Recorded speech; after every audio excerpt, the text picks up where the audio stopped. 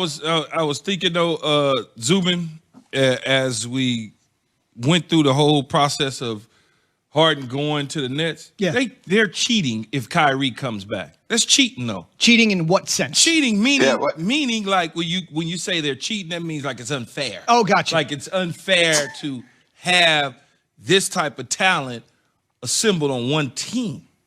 I mean, you got two MVPs and a guy that, I mean, depending on what year, whatnot, if his head was screwed on straight and he was just playing basketball, Kyrie could be in MVP's conversations for many years as well. It's cheating. It's unfair if they get off the way that we envision them to. Jay, this is your sport. You're our lead NBA guy. This is the lead story of the season to this point. Tell me what you think. I got a text 1:13 a.m. and it was a quote, and the quote said, "Hate is a great burden to bear. It injures the hater more than it injures the hated." Now, that's from a little birdie. That's the mentality, Key. This is the most polarizing team in NBA history. Think about it. On the same team, we got burner accounts, honey buns, and the earth is flat on the same team. Okay? And here's the thing. Like, say hello to your new villain.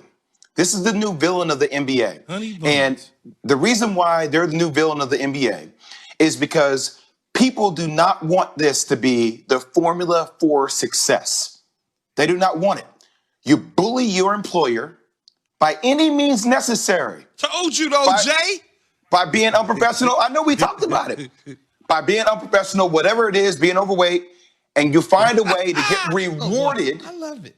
Get rewarded. Real talk, Key. We always give you real talk. Get rewarded to then get put on a championship team that if I bring you back to the offseason, the inception point is when these dudes were balling in LA together, Kyrie, KD, James.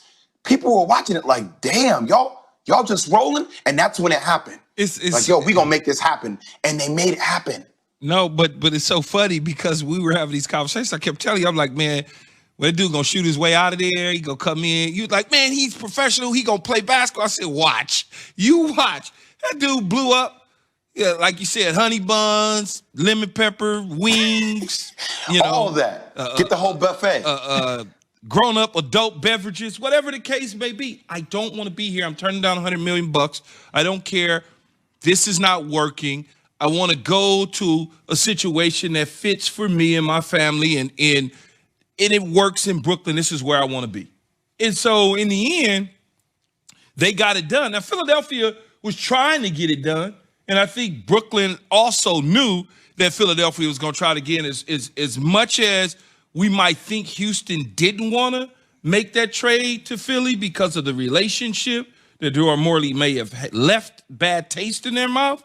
In the end, Brooklyn had more assets to give, and the deal was cleaner than it would have been in Philadelphia. So they got their man in Brooklyn. Now all the pressure is going to be on the Nets to deliver.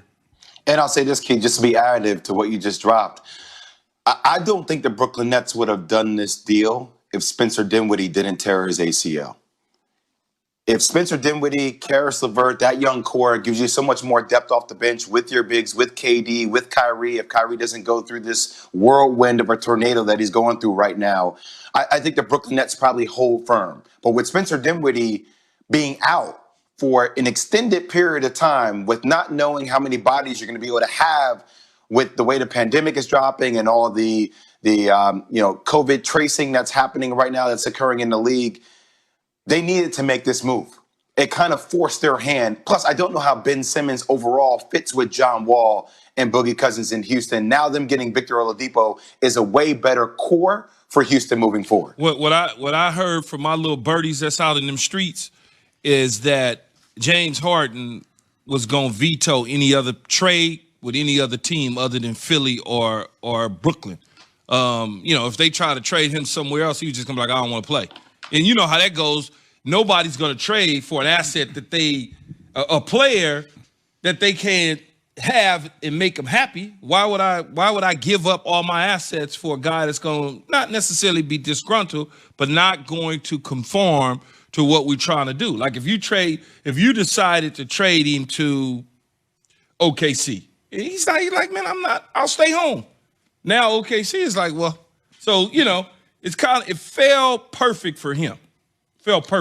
And now, Zubin, I'll tell you, welcome to the new bad boys of the 21st century, right? Like, I'm not saying they're going to play the same style I was about to say, that the bad boys played in Detroit. Though, Jay, we said the bad boys. I was about to say, who on that team is rough?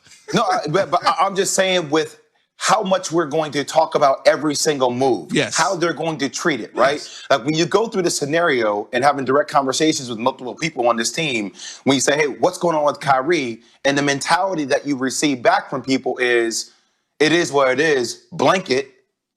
Like that's how they're going to ride out, Zubin. That's how they're going to, they don't give a damn what anybody says. Go ahead, say it, Jay. You could have said it. They don't give a shit what anybody says.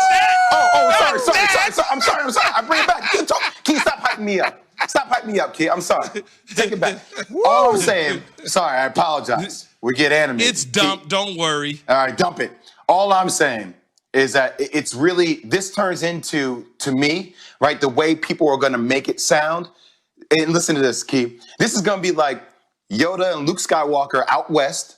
Right? Where people, think about AD forced his way out of New Orleans, and then people didn't like it. Not saying he did it to the same degree that James Harden did. No, we loved it out west. Right? But then you loved it because then he turned into a world champion. This turns into that, like a series of Star Wars versus like the Emperor, Darth Vader, and the Sith Lord. It just because of the way, because of how polarizing it is. You know what I mean?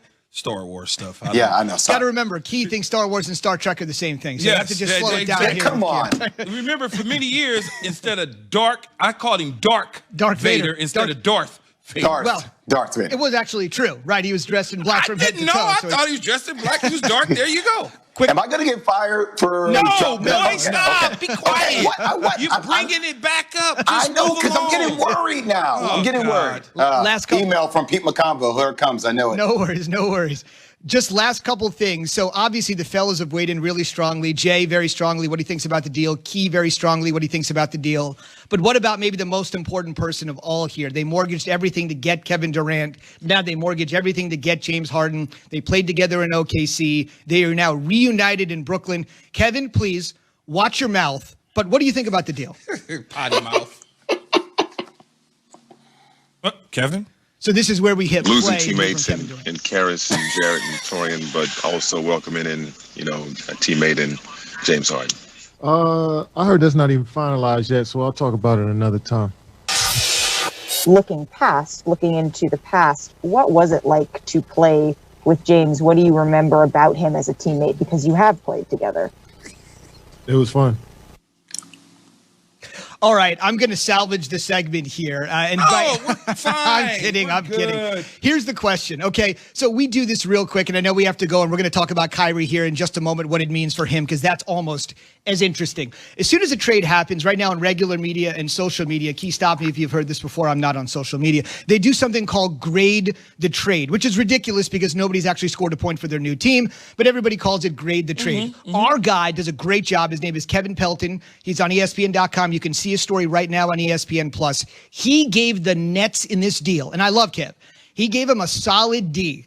Crazy. The Nets get an A. They wanted James Harden. They needed James Harden. By any means necessary, they got James Harden. That's the way the Nets got a D in this trade. He gave the Rockets an A-, 4 first-round picks. He gave the Nets a D? He gave them a solid D. I think it is an A because it's brass tacks. They needed Harden. They wanted Harden, and they got Harden. What is he talking about? We got to go to break here. We're up against the clock. So... All right. That's our tease. We'll talk about that coming up No soon. doubt, but you can check that article out on ESPN+. I just think if you have the opportunity to get this player, you need him, you got him by any means necessary. On the way, as we mentioned, we kind of know what it means for KD as he waits